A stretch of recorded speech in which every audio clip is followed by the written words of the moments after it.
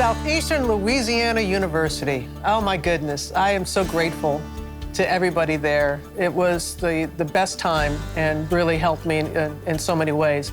I was recruited by bigger schools to play basketball and tennis. I was a dual sport athlete.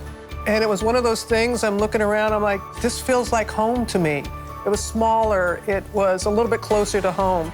Southeastern was very supportive in the student-athlete concept. The university made it clear that it was a privilege, not a right, to be a student-athlete. I graduated with honors, cum laude. I'm very proud of that. I had coaches and, as importantly, a mother and father that stressed to me the importance of being a student before being an athlete. What was my most memorable moment? Beating LSU! I get so excited. Isn't that silly? I mean, but we beat LSU. That was the one time we beat LSU. Little bitty Southeastern, my junior year. And it's something that I will never forget. I will treasure that moment. That was a sweet moment.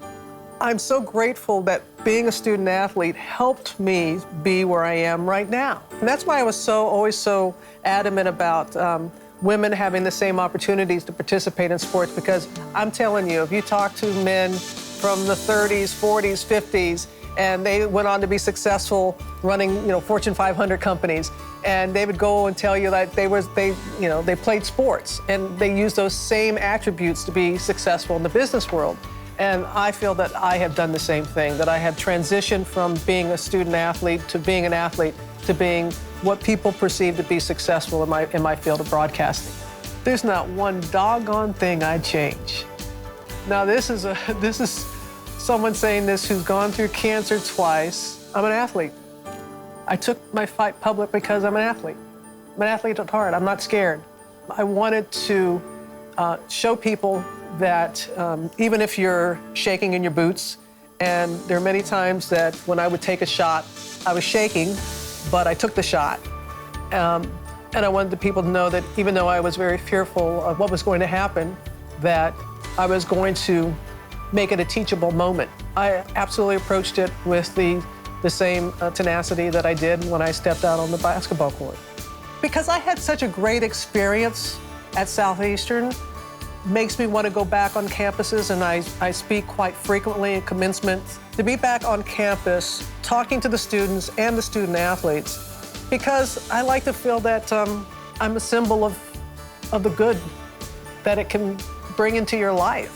When I go out and I speak, especially on college campuses, and say, look, if you're going to be a pro athlete, God bless you. But the chances of that happening are minuscule. And the vast majority of us do not. But that doesn't take away from our student-athlete experience at all, not one iota. My mother and father, I miss them. I wish people could know them. They were the biggest influence. My father was a Tuskegee Airman. Wasn't that good in sports. My mother thought she was better in sports than she actually was, but she always went to all the games. She was a hoot. They were both the first in their families to go to college on minuscule amount of money. They were the ones that influenced me the most. It's so competitive right now in the world that any advantage that you can give yourself through a quality education. And I'm so grateful that the NCAA provides that for some students who otherwise would not be on a college campus, and to support those men and women throughout their entire playing career and beyond. But I just am so grateful that I had that opportunity and want others to share that too. And to realize what a privilege it is to be a student athlete.